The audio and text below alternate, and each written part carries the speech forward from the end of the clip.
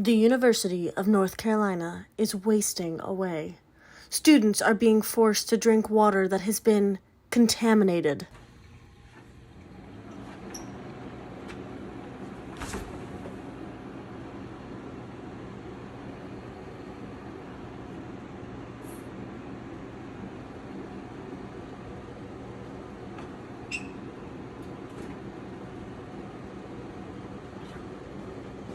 Who is responsible for this outrage? First, let's look at the issue. UNC has been caught red-handed, or should I say, lead-handed. On September 22nd of 2022, a Twitter account called UNC Environment, Health, and Safety retweeted something for the first time. This may seem insignificant, but just 5 days later, on September 27th, the account would tweet out a link to results from recent lead testing on campus.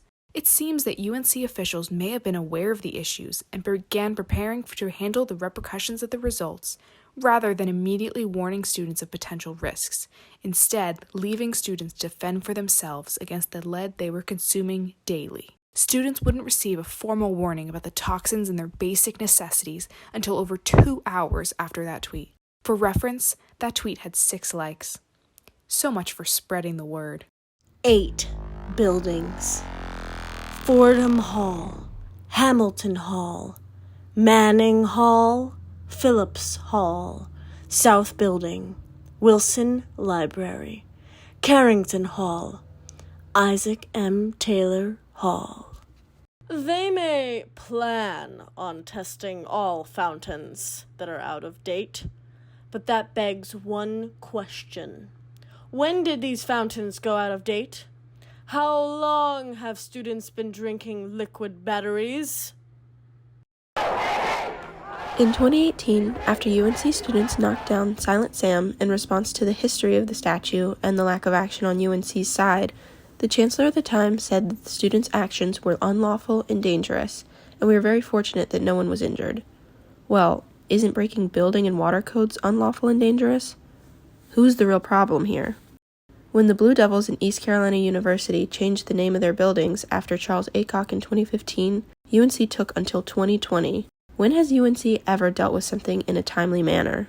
So, what's even the big deal with lead? Here's the problem. Lead takes years to build up in a pipe and start contaminating the water. Lead consumption can lead to tons of side effects: kidney failure, organ and nervous system damage, and stunted growth. Lead poisoning can even lead to death.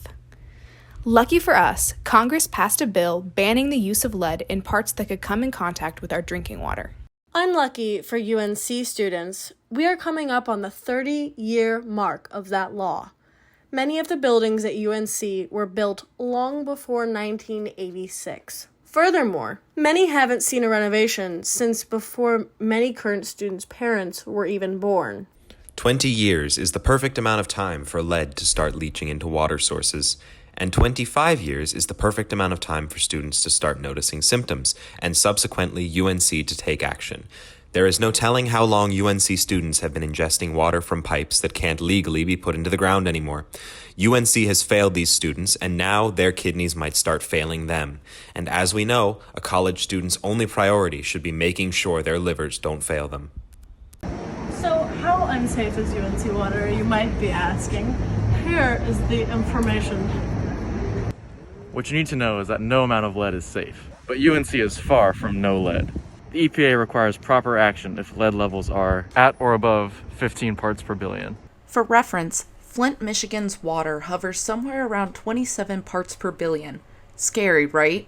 Well, UNC's water tests came back with a wide range of results. Wide and extremely concerning on all fronts. The fountain that came back with the lowest amount of lead came back with 7.2 parts per billion, but it jumped extremely quickly after that. The next fountain came back with 34 parts per billion.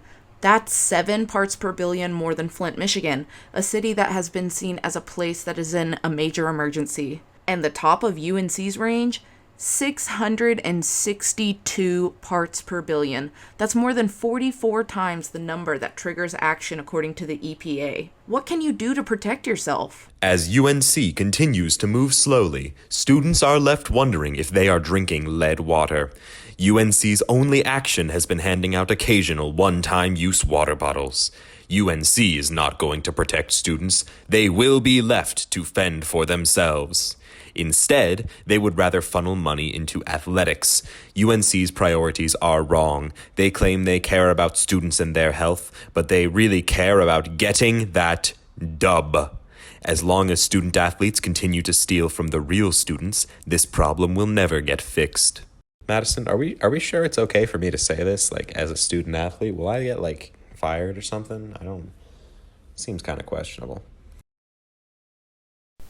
In the meantime, UNC has been on a PR campaign to clean up their lead-covered mess. They spent their precious funding on inviting former President Barack Obama to speak on campus. What they didn't show was that the cup Obama drank from was filled by a plastic water bottle. While UNC spends time doing poor cover-ups, it's the students' time to rise. UNC can't be trusted. If you care about the water you drink, this November, show up to smash water fountains on campus. It's the only way to show UNC that students demand change. UNC doesn't deserve the students drinking their water.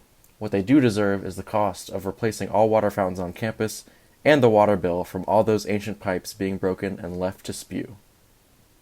We need one another now more than ever. Together, we can lead in creating a new community health standard for others to follow. This is what great universities like Carolina do every day.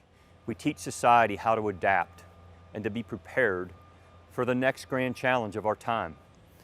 We can do this together. Thank you, and go Heels. Sponsored by the students of University of North Carolina at Chapel Hill.